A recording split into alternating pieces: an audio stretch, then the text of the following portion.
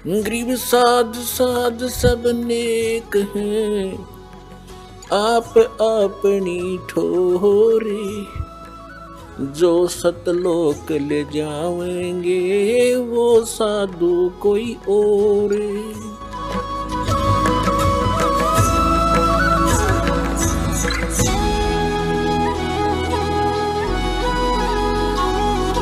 पुराण, इस संक्षिप्त शिव पुराण के अंदर ये गीता प्रेस गोरखपुर से प्रकाशित है, सचित्र मोटा टाइप,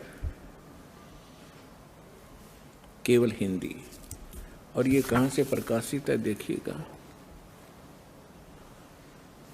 हनुमान प्रसाद पोदार इसका इनके संपादक हैं और प्रकाशक हैं। ये गीता प्रेस गोरखपुर, गोविंद वन कार्यालय कोलकाता का संस्थान। यहाँ देखिएगा संक्षिप्त शिव पुराण 98वें पृष्ठ से हम थोड़ा सा पढ़ेंगे। यहाँ 5वां अध्याय रुद्र संहिता का हम पढ़ेंगे, छठा। 5वें के एंड को पढ़ रहे हैं। अपने पुत्र नारद की बात सुनकर लोक पितामह ब्रह्मा वहाँ इस प्रकार बोले। 5वां अध्याय समाप्त हुआ, छठा प्रारंभ हुआ रुद्र संहिता का 99वें पृष्ठ पे। नारद ने पूछा था कि सृष्टि की रचना बताइए भगवान पिताजी ब्रह्मा जी से। तो ब्रह्मा जी ने बताया, अब आपके रूबरू पढ़कर सुनाता हूँ। ब्रह्मा जी ने कहा ब्राह्मण श्रोमणे, तुम सदा समस्त जग के उपकार में लगे रहते हो। तुमने लोगों के हित की कामना से बहुत उत्तम बात पूछी है। जिसमें समस्त चराचर जगत नष्ट हो गया था, सर्वत्र केवल अंधकार ही अंधकार था, न सूर्य दिखाई देते थे, न चंद्रमा आदि कुछ भी नहीं थे। उस समय तत्सद्ब्रह्म, जिस श्रुति में सत सुना जाता है, इस श्रुति में जो सत सुना जाता है एकमात्र वही शेष था। 100 पृष्ठ पे जिस परब्रह्म के विषय में ज्ञान और अज्ञान से पूर्ण युक्तियों द्वारा इस प्रकार विकल्प किए जाते हैं, यानी ब्रह्मा जी कह रहे हैं कुछ सच्ची कुछ झूठी जो मैंने सुनी है वो बता रहा हूँ। उसने कुछ काल के बाद, कुछ समय के उपरांत द्वितीय की इच्छा प्रकट की। उसके भीतर एक से अनेक होने के संकल्प उदित हुए। तब उस निराकार परमात्मा ने अपनी लीला शक्ति से अपने लिए एक मूर्ति की कल्पना की। इनका क्या मानना है कि परमात्मा मूलतः निराकार है और उसने फिर अपने आकार में आने की सोची, तब क्या बन गया, वो सदाशिव बन गया। फिर वो सदाशिव बन गए। अब देखो क्लियर होगा यहाँ से। उसने कल्पना की, मूर्ति की कल्पना की अपने लिए। उस निराकार परमात्मा ने अपनी लीला शक्ति से अपने लिए मूर्ति की कल्पना की। जो मूर्ति रहित परम ब्रह्म है उसकी मूर्ति यहाँ देखिए, भगवान सदाशिव हैं। अब सदाशिव कौन है ये देखना ध्यान से। ये किसको सदाशिव कहते हैं? अर्वाचीन और प्राचीन विद्वान उन्हीं को ईश्वर कहते हैं। उस समय एकाकी रहकर स्वेच्छानुसार विहार करने वाले उन सदाशिव ने अपने विग्रह से स्वयं ही स्वरूप भूता शक्ति की सृष्टि की, जो उनके अपने श्री अंग से कभी अलग होने वाली नहीं थी। उस पराशक्ति को प्रधान भी कहते हैं, प्रकृति भी कहते हैं, गुणवती माया, बुद्धि तत्व की जननी तथा विकार रहित कहा है। वह शक्ति अंबिका कही गई है। उसी को प्रकृति, सर्वेश्वरी, त्रिदेव जननी, तीनों देवताओं को उत्पन्न करने वाली उनकी माता, ब्रह्मा विष्णु महेश की माता, नेता और मूल कारण भी कहते हैं। सदाशिव द्वारा प्रकट की गई उस शक्ति की 8 भुजाएं हैं। हो गया क्लियर? अब ये दुर्गा के विषय में है और सदाशिव ये कौन है? ये काल है। आगे और क्लियर हो जाएगा।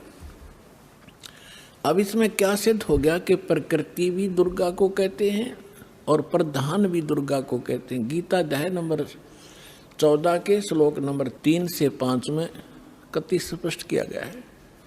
ये काल कहता है, गीता बोलने वाला ब्रह्म कहता है कि दुर्गा तो मेरी प्रकृति तो मेरी पत्नी है, सब जीवों को उत्पन्न करने वाली माता है, मैं इसके गर्भ में बीज स्थापन करने वाला सबका पिता हूँ।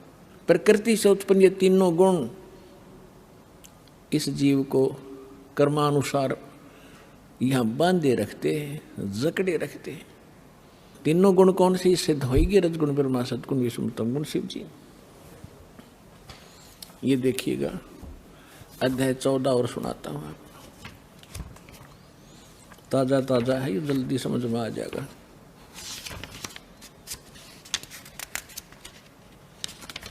ये देखिएगा गीता अध्याय नंबर, श्रीमद् भगवत गीता अध्याय नंबर 14 का और श्लोक नंबर 3 में, हे अर्जुन, मेरी महत माने प्रधान ब्रह्म, मेरी महत रूप मूल प्रकृति संपूर्ण भूतों की योनि अर्थात गर्भाधान स्थान है। मैं उस योनि में चेतन यानी गर्भ को स्थापन करने वाला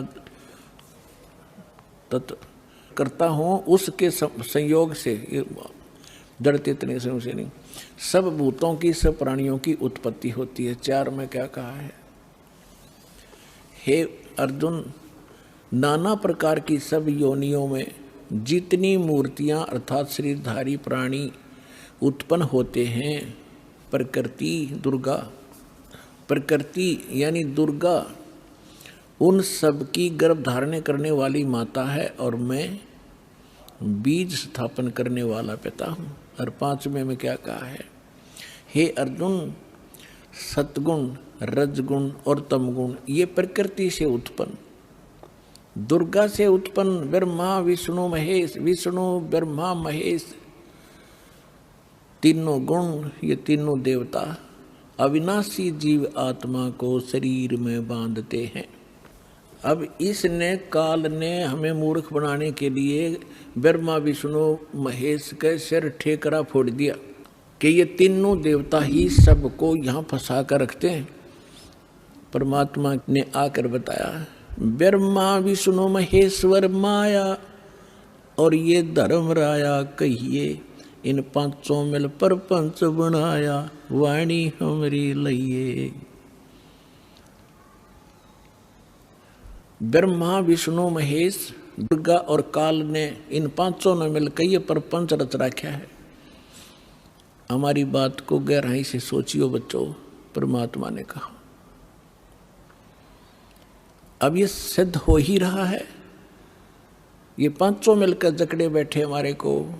इन पांचों मिल जीव अटकाए, युगन युगन हम आन छुटाए। बंदी छोड़ हमारा नामम, अजर अमर है अस्थिर ठामम। अमर करूं सतलोक पठाऊं, ताते बंदी छोड़ कहाऊं। यहाँ पवित्र शिव पुराण को हमने फिर उठा लिया, श्रीमद् भगवत गीता को रख दिया, उसमें से इतना ही लेना था। अब देखिएगा, ये संक्षिप्त शिव पुराण हम पढ़ रहे हैं और 100 पृष्ठ पे पढ़ रहे थे। यहाँ आगे थे हम,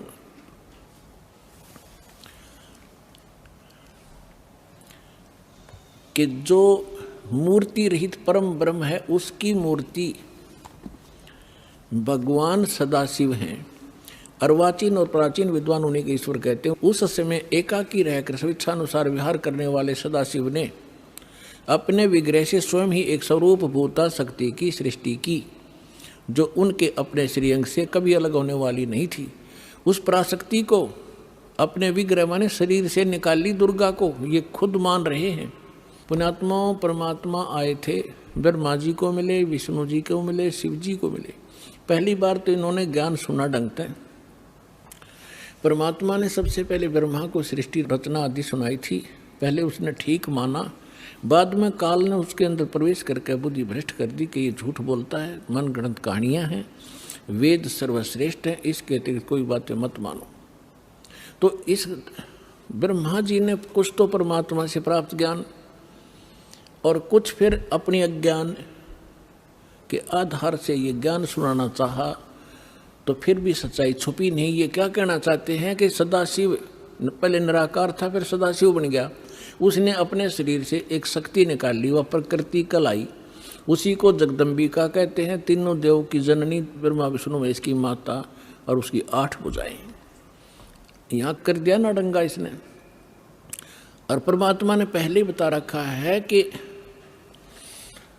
जैसे दास ने सृष्टि रचनामा आपको बहुत बार सुना है, उसमें आप खूब समझ चुके होंगे, तो उसी का कुछ अंश लेकर इसने यहाँ मिलावट की है। देखिएगा, उस समय एकाकी रहकर स्वेच्छा अनुसार विहार करने वाले सदाशिव ने अपने विग्रह से स्वयं ही एक स्वरूप भूता शक्ति की सृष्टि की, जो उनके अपने श्रीअंग से कभी अलग होने वाली नहीं थी। उस पराशक्ति को प्रधान प्रकृति गुणवती माया बुद्धि तत्व की जननी विकार रहित बताया गया।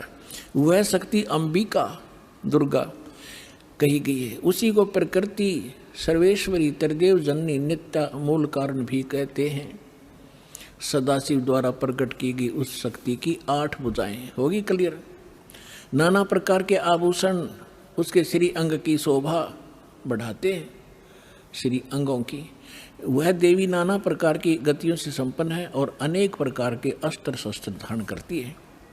एकाकिनी होकर भी वह माया संयोग वसात अनेक हो जाती है। वे जो सदाशिव हैं, अब ये डेफिनेशन है उस काल की, ब्रह्मा जी बता रहे हैं और अपने सदग्रंथों में लिखा है। देखिएगा, वे जो सदाशिव हैं उन्हें परम पुरुष ईश्वर शिव शंभु और महेश्वर कहते हैं। यहाँ देखना, वे अपने सारे अंगों में भस्म रमाए रहते हैं। उन काल रूपी ब्रह्म ने एक ही समय में शक्ति के नाथ नहीं, शक्ति के साथ, दुर्गा के साथ शिवलोक नामक अक्षेत्र का निर्माण किया था। उस उत्तम अक्षेत्र को काशी कहते हैं। वह परम निर्वाण या मोक्ष स्थान है जो सबके ऊपर विराजमान है।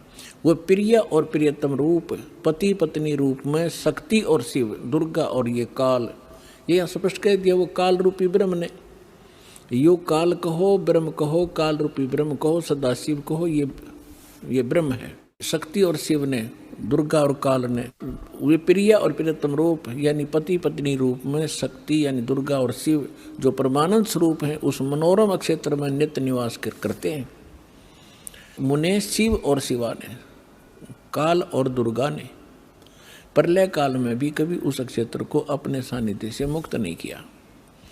देवऋषि एक समय आनंद वन में रमण करते हुए शिवा और शिव के मन में यह इच्छा हुई कि किसी दूसरे पुरुष की सृष्टि करनी चाहिए, जिस पर यह सृष्टि संचालन का महान भार रखकर हम दोनों केवल काशी में रहकर इच्छा अनुसार विचरें और निर्वाण धारण करें। अब इन्होंने सोचा कि कोई पुत्र उत्पन्न करते हैं, उसको ये सारा काम संभलवा देंगे, हम निर्वाण धारण करेंगे, एकांत में रहा करेंगे। ये देखिएगा, ऐसा निश्चय करके शक्ति सहित सर्वव्यापी परमेश्वर शिव ने अपने वाम भाग के 10वें अंग पर अमृत मल दिया। फिर तो वहां से एक पुरुष प्रकट हुआ, यानी पति पत्नी व्यवहार किया, वहां से एक पुत्र उत्पन्न हुआ, उसका नाम के रखा। 102 पृष्ठ पे संक्षिप्त शिव पुराण 102 पृष्ठ पे शिव ने कहा, वत्स, उस काल ने कहा, बेटा, व्यापक होने के कारण तुम्हारा विष्णु नाम विख्यात हुआ, विष्णु धर दिया तेरा नाम। अब फिर हम यहाँ आते हैं, ये हमने 6वां अध्याय पढ़ लिया रुद्र संहिता का 7वां, ये 7वां अध्याय 103 पृष्ठ पे। ब्रह्मा जी कहते हैं देव से, तत्पश्चात कल्याणकारी परमेश्वर शाम सदाशिव ने, काल ने पूर्ववत प्रयत्न करके जैसे अपनी दुर्गा से विष्णु की उत्पत्ति की, मुझे अपने दाहिने अंग से उत्पन्न किया। बस बात खत्म।